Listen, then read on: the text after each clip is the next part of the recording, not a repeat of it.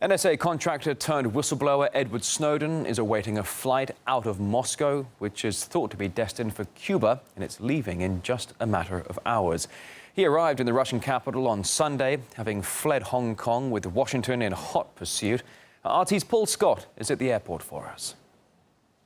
Well, as far as we understand, Edward Snowden does remain here at Moscow's Sheremetyevo Airport in the terminal building behind me. As you say, he arrived just after 5 o'clock on Sunday afternoon on a commercial flight inbound from Hong Kong. He was greeted by the Ecuadorian ambassador, and 3 hours after landing, the confirmation came that he had sought political asylum in the South American country. Now, Ecuador, we still believe, is mulling over whether or not to grant asylum to Edward Snowden. He is expected to just remain in transit here in Moscow, as you say, before flying to Havana in Cuba a little bit later on this afternoon. But to really put this story in context, we need to rewind and see what's happened over the last 48 hours or so, really, over the course of the weekend, because it was on Friday that the charges against Edward Snowden were made public for the very first time. Now, the complaint was filed by the US government on June the 14th, but, as I say, the charges only were made public on Friday. Now, the charges include theft of government property,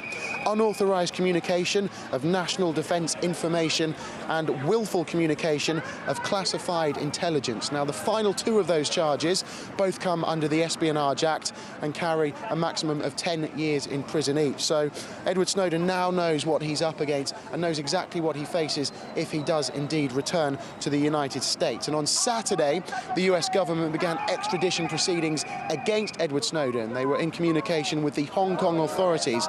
Now, the Hong Kong authorities initially said that they were prepared to work with the US government to extradite Edward Snowden to the United States, but they needed guarantees that the charges against him were not politically motivated. And the fact that he has been allowed to leave the Chinese territory would suggest that those guarantees were not met. We're led to believe he's not travelling alone. He does have representatives, as you say, legal representatives from WikiLeaks travelling with him, because it's WikiLeaks who have apparently brokered the entire deal, securing his safe passage from Hong Kong, eventually, hopefully, on Snowden's behalf to Ecuador via both Moscow and Havana. And it is also WikiLeaks who have attempted to broker the deal that will secure him, they hope, asylum in Ecuador. RT's Paul Scott there, reporting from Sheremetyevo Airport. Now, Snowden has apparently spent the night in that airport, located well within the transit zone. Let's now cross out live to our correspondent, Yegor Piskunov, who's very, very close by indeed, and can bring us the latest on this. Good to see you, Yegor. Any ideas now? Mr. Snowden, his whereabouts, where is he?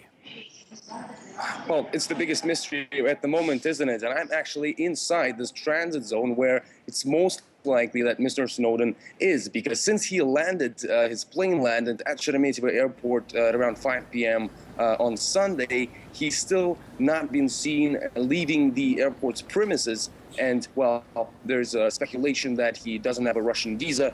Plus, his passport was invalidated, so he can't walk outside of the airport, leave its premises. So it's most likely that he's inside this transit zone. Now, there's speculation that he may be staying at this capsule hotel within the zone.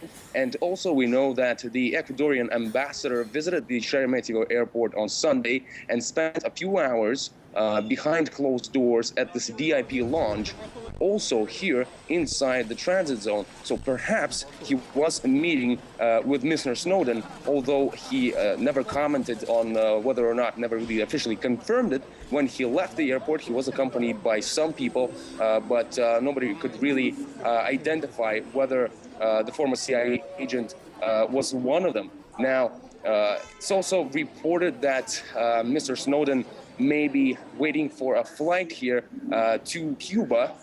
This is according to speculation in the media, which quotes an unnamed source within Airflot. And, well, just to remind you again, his passport has been invalidated. Nevertheless, he was still let out of China, apparently allowed to enter Russia.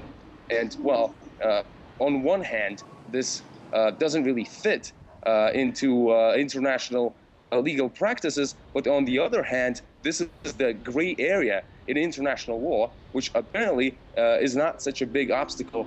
If your passport has been invalidated, then you could still enter or leave a country. And apparently, this is what we're seeing now. In fact, this plane is scheduled to leave Moscow at around 2 p.m. Later on Monday.